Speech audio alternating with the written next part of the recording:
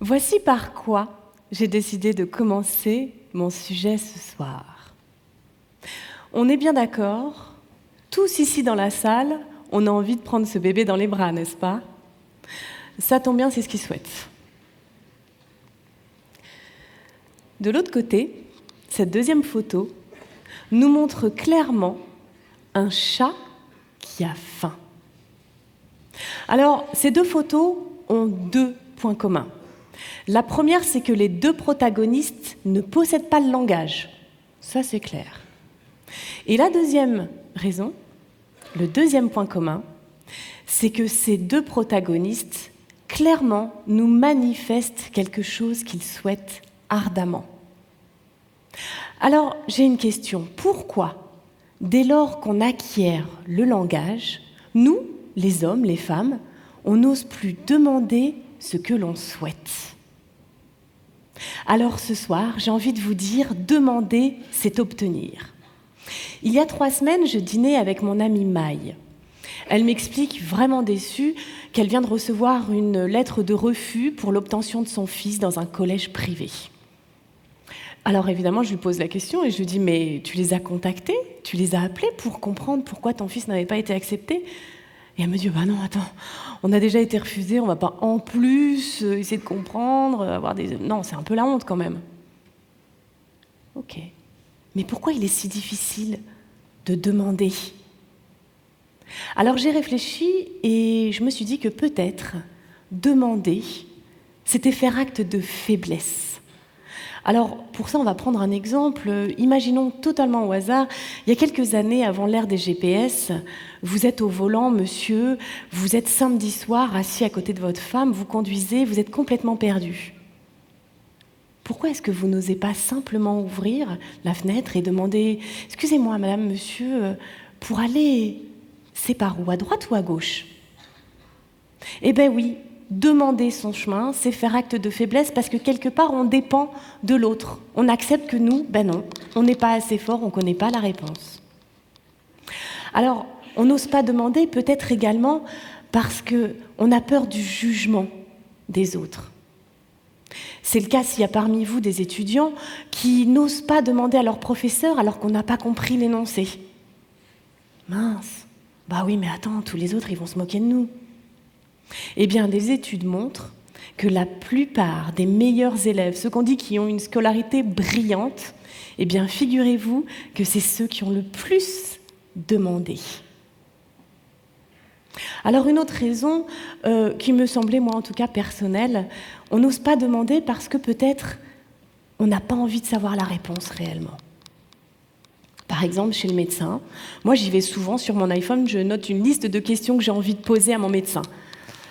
Et puis, en fait, j'arrive et souvent, je pose pas toutes les questions parce que, quelque part, j'ai pas envie d'avoir toutes les réponses.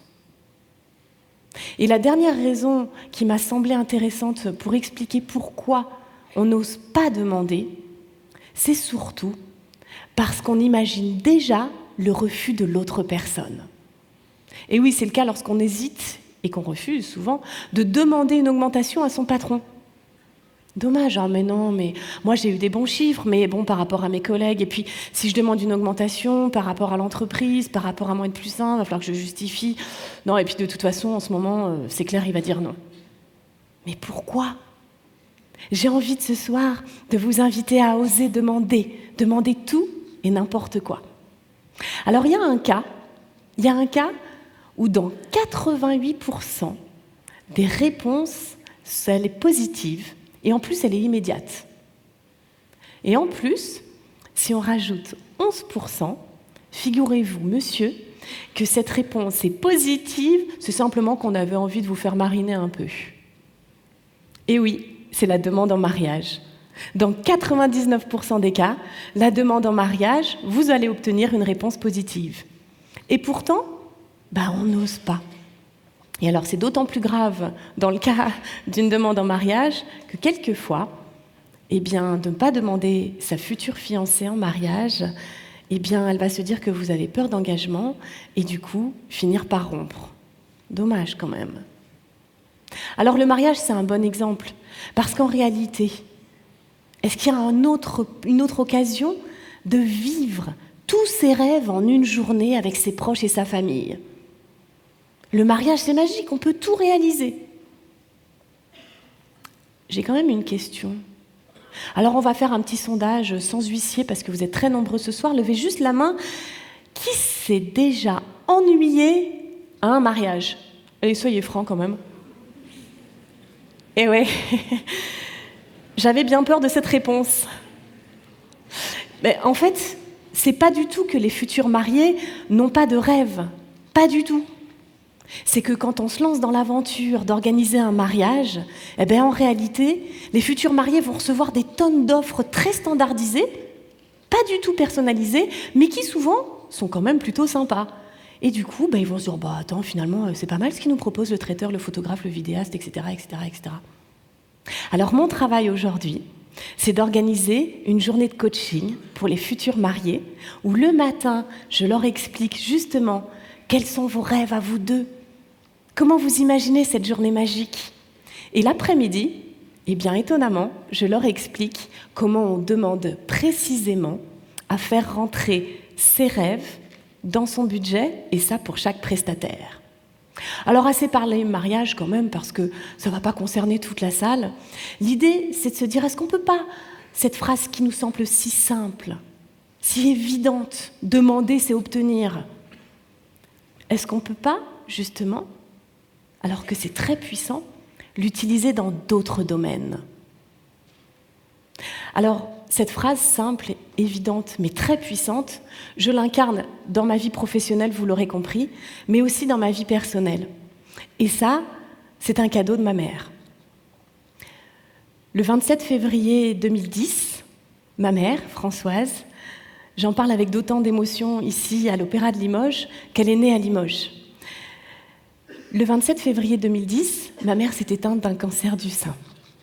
Lorsqu'elle est partie, c'est pas simplement une mère que j'ai perdue, c'est tous ses rêves.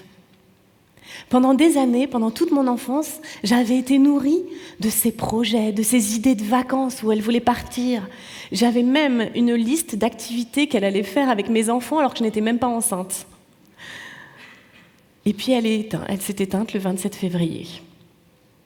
Ce jour-là, c'est tous ces rêves qui sont partis. Je me suis rendu compte que la vie était très très courte et qu'on pouvait partir sans avoir réalisé nos rêves. Alors vous vous souvenez, toutes ces croyances et toutes ces peurs, moi je les avais aussi. Eh bien, ils ont toutes volé en éclats. Et vous pouvez demander à mon mari, je suis aujourd'hui la femme la plus exigeante et la plus qui existe sur Terre, parce que je n'hésite jamais à demander. Vous vous souvenez, mon amie Maï, qui a reçu justement cette lettre de refus, eh bien, lors du dîner, je lui ai parlé, je lui ai dit, écoute, tu sais ce qu'on va faire? On va écrire un petit mail. Et donc, on a rédigé un mail au secrétariat, justement, du collège privé. Et on a expliqué, on a demandé pourquoi Paul n'avait pas été accepté et comment faire pour que l'année d'après, peut-être, il intègre ce collège. Le lendemain, elle a envoyé cet email et 2 heures après, la secrétaire du collège l'appelait et lui expliquait que oui, effectivement, il était sur liste d'attente et que certainement, il y aurait une réponse possible. Alors j'ai envie ce soir, mesdames et messieurs, de vous transmettre ce cadeau que ma maman m'a transmis malgré elle. Et pour ça, il y a une méthode très très simple pour demander et obtenir facilement, et pas uniquement pour Noël ou pour votre anniversaire. La méthode, elle est en 2 étapes. La première étape, c'est pas la plus simple, c'est qu'il faut réfléchir à ce qu'on veut réellement. Et croyez-moi, c'est vraiment pas une étape simple. Il faut y réfléchir tellement que vous visualisez le bénéfice de déjà avoir une réponse positive. Donc, première étape, réfléchir, qu'est-ce que je veux réellement? Et la deuxième étape, il faut passer à l'action. Il faut oser demander. Oser demander avec bienveillance, parler avec son cœur, être convaincu et convaincant. Et vous allez voir, vous serez surpris des résultats. La plupart du temps, les gens ont très envie de vous faire plaisir et de vous aider. Alors, est-ce qu'on peut tout demander? Eh bien, écoutez, j'allais vous dire, Oui, on peut tout demander. Par contre, attention, demandez une chose à la fois. N'allez-y pas trop vite, pas trop fort, mais une chose à la fois. Je vais vous donner un dernier exemple. En 2012, j'avais 32 ans et je cherchais un CDI. J'étais le stéréotype de la working girl parisienne qui allait chercher un cadre, vous savez, un poste de cadre à haute responsabilité. Quand je me suis retrouvée devant le futur patron, je n'ai pas négocié le salaire. En réalité, la seule chose que je voulais, c'était des horaires. Je voulais commencer à 10h pour pouvoir amener mes filles à l'école et terminer à 17h pour pouvoir également aller chercher mes filles à l'école. Un peu surprenant pour une jeune working girl parisienne. Eh bien, figurez-vous que je l'ai obtenu. Et c'était ça, mon succès, parce que je ne voulais qu'une chose, mais je le voulais vraiment très fort. Alors, mesdames et messieurs, ce soir, à l'Opéra de Limoges, j'ai envie de vous dire, allons-y. Ayez l'audace de réfléchir à ce que vous souhaitez et de le demander dès demain. Ça veut dire quoi ? Demandez le massage à votre conjoint. Demandez demain, au lieu d'une bavette échalote au restaurant, demandez une bavette sauce poivre. Demandez lundi à votre collègue qu'il vous aide sur un dossier sur lequel vous étiez un petit peu hésitant. Demander, c'est obtenir. Et alors j'ai une demande, forcément, pour terminer mon intervention. S'il vous plaît, lorsque vous allez demander, mettez-vous en connexion sur les réseaux sociaux avec moi et faites-moi part de vos belles réussites, parce qu'il n'y a rien qui me fera plus plaisir que justement de connaître vos désirs et surtout vos belles réussites. Demander, c'est obtenir. Merci beaucoup.